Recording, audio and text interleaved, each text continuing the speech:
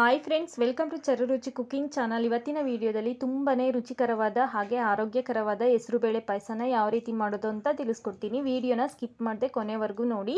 ತುಂಬಾ ರುಚಿಕರವಾಗಿರುತ್ತೆ. First time ಯಾರಾದರೂ ಮಾಡ್ತಾ ಇದ್ರೆ ಈ ವಿಧಾನದಲ್ಲಿ ಒಂದ್ಸಲ ಟ್ರೈ ಮಾಡಿ. ಬನ್ನಿ ಹೇಗೆ ಮಾಡೋದು ನೋಡೋಣ. ಮೊದಲಿಗೆ 1 ಕಪ್ ಆಗೋಷ್ಟು ಹೆಸರುಬೇಳೆನ ತೊಗೊಂಡಿದ್ದೀನಿ. ಒಂದು 150 ಗ್ರಾಮ್ ಅಷ್ಟು ಹೆಸರುಬೇಳೆನ ತೊಗೊಂಡಿದ್ದೀನಿ. ಇಷ್ಟು. ನೆಕ್ಸ್ಟ್ ಇದ್ರ ಜೊತೆಗೆ ಸ್ವಲ್ಪ ಶಾವಿಗೆನ ತೊಗೊಂಡಿದ್ದೀನಿ.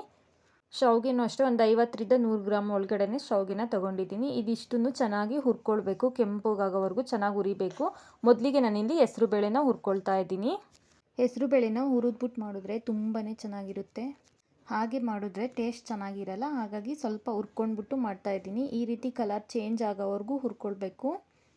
ನೋಡ್ತಾ ಇದ್ದೀರಲ್ಲ, ಇಷ್ಟು ಕಲರ್ ಆದರೆ ಸಾಕು. ಒಂದೊಂದು ಸೀದೋಗಿದೆ, ಏನಾಗಲ್ಲ, ಪರವಾಗಿಲ್ಲ. ಇಷ್ಟು ಕಲರ್ ಬರೋವರೆಗೂ ಚೆನ್ನಾಗಿ ಹುರ್ಕೊಂಡು ನೆಕ್ಸ್ಟ್ ಇದನ್ನು ತೊಳ್ಕೊಂಡ್ಬಿಟ್ಟು ಕುಕ್ಕರಲ್ಲಿ ಕೂಗಿಸ್ಕೊಳ್ಬೇಕು. 1-2 ಗ್ಲಾಸ್ ಆಗೋವಷ್ಟು ನೀರನ್ನ ಹಾಕಿಬಿಟ್ಟು ಚೆನ್ನಾಗಿ ನುಣ್ಣಗೆ ಬೇಯೋವಷ್ಟು ಕೂಗಿಸ್ಕೊಳ್ಬೇಕು. ಒಂದು 3ರಿಂದ 4 ವಿಷಲು ಕೂಗಿಸ್ಕೊಳ್ಬೇಕು ಅಷ್ಟೇ. ನೆಕ್ಸ್ಟ್ ಇವಾಗ ಅದೇ ಪಾತ್ರೆಗೆ 1 ಸ್ಪೂನ್ ಆಗೋವಷ್ಟು ತುಪ್ಪನ ಹಾಕ್ಕೊಂಡ್ಬಿಟ್ಟು ನೆಕ್ಸ್ಟ್ ಅದಕ್ಕೆ ದ್ರಾಕ್ಷಿ ಮತ್ತು ಗೋಡಂಬಿನ ಚೆನ್ನಾಗಿ ಹುರ್ಕೊಳ್ಬೇಕು. ಇವು ಅಷ್ಟೇ ಸ್ವಲ್ಪ ಕಲರ್ ಚೇಂಜ್ ಆಗೋವರೆಗೂ ಹುರ್ಕೊಂಡ್ಬಿಟ್ಟು ಸೈಡಲ್ಲಿ ಎತ್ತಿಟ್ಕೊಳ್ಳಿ. ಈ ರೀತಿ ತುಪ್ಪದಲ್ಲಿ ಎಲ್ಲ ಹುರ್ಕೊಂಡ್ಬಿಟ್ಟು ಸೈಡಲ್ಲಿ ಎತ್ತಿಟ್ಕೊಂಡು ನೆಕ್ಸ್ಟ್ ಅದೇ ತುಪ್ಪಕ್ಕೆ ಮತ್ತು ಶಾವಿಗೆನ ಹಾಕಿಬಿಟ್ಟು ಚೆನ್ನಾಗಿ ಕಲರ್ ಚೇಂಜ್ ಆಗೋವರೆಗೂ ಹುರ್ಕೊಳ್ಬೇಕು.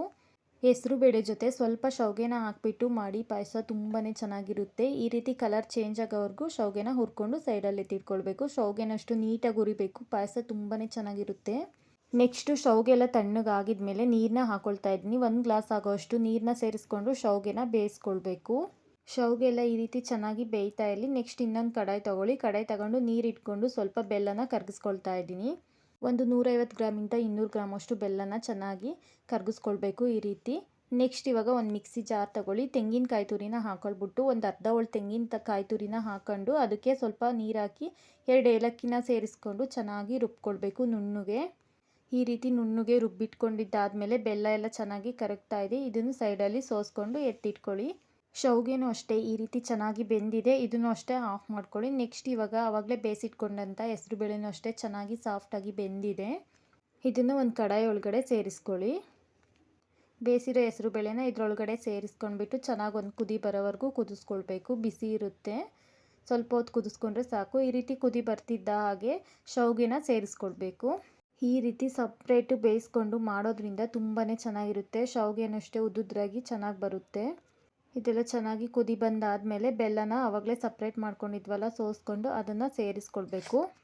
ಬೆಲ್ಲದ ನೀರೆಲ್ಲ ಹಾಕೊಂಡಾದ್ಮೇಲೆ ಚೆನ್ನಾಗಿ ಕುದಿಸ್ಕೊಡಿ. ತುಂಬಾ ಚೆನ್ನಾಗಿರುತ್ತೆ. ಈ ರೀತಿ ಎಲ್ಲ ಚೆನ್ನಾಗಿ ಕುದಿ ಬರಬೇಕು. ಬೆಲ್ಲ ಹಾಕಿದಾದ್ಮೇಲೆ ಇದೆಲ್ಲ ಕುದಿ ಬರ್ತಾ ಇದ್ದಂಗೆ ಇದಕ್ಕೆ ಸ್ವಲ್ಪ ಸಕ್ಕರೆನ ಸೇರಿಸ್ಕೊಳ್ತಾ ಇದ್ದೀನಿ. ಬೆಲ್ಲ ಮತ್ತು ಸಕ್ಕರೆನ ಎರಡೂ ಹಾಕ್ಕೊಳ್ತಾ ಇದ್ದೀನಿ. ಇದಕ್ಕೆ ನೆಕ್ಸ್ಟ್ ಹುರಿದಿರುವ ಡ್ರೈ ಫ್ರೂಟ್ಸ್ನ ಸೇರಿಸ್ಕೊಳ್ಳಿ. ಇದೆಲ್ಲ ಚೆನ್ನಾಗಿ ಮಿಕ್ಸ್ ಮಾಡ್ಕೊಳ್ಬೇಕು. ನೆಕ್ಸ್ಟ್ ಇದಕ್ಕೆ ರುಬ್ಬಿರುವಂಥ ಕಾಯ್ದು ಮಿಶ್ರಣನ ಸೇರಿಸ್ಕೊಳ್ಬೇಕು. ಇದನ್ನು ಕಾಯ್ದೆಲ್ಲ ಹಾಕ್ಕೊಂಡು ಚೆನ್ನಾಗಿ ಒಂದ್ಸಲ ಮಿಕ್ಸ್ ಮಾಡ್ಕೊಳ್ಳಿ.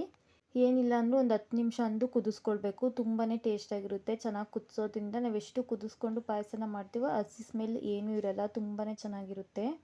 ಇದೆಲ್ಲ ಕಾಯ್ದೆಲ್ಲ ಹಾಕ್ಕೊಂಡು ಕುದಿ ಬರ್ತಾ ಇದೆ, ನೋಡ್ತಾ ಇರ್ಬೋದು. ನೆಕ್ಸ್ಟ್ ಇದಕ್ಕೆ ಬೇಕಿದ್ರೆ ತುಪ್ಪನ ಸೇರಿಸ್ಕೊಳ್ಬೋದು. ಇವಾಗ ತುಪ್ಪ ಜಾಸ್ತಿ ಇದ್ದರೆ ಸ್ವಲ್ಪ 1 ಸ್ಪೂನ್ ಆಗೋಷ್ಟು ತುಪ್ಪನ ಹಾಕ್ಕೊಳ್ಳಿ. ನಾನಿಲ್ಲಿ 1 ಸ್ಪೂನ್ ತುಪ್ಪನ ಸೇರಿಸ್ಕೊಳ್ತಾ ಇದ್ದೀನಿ.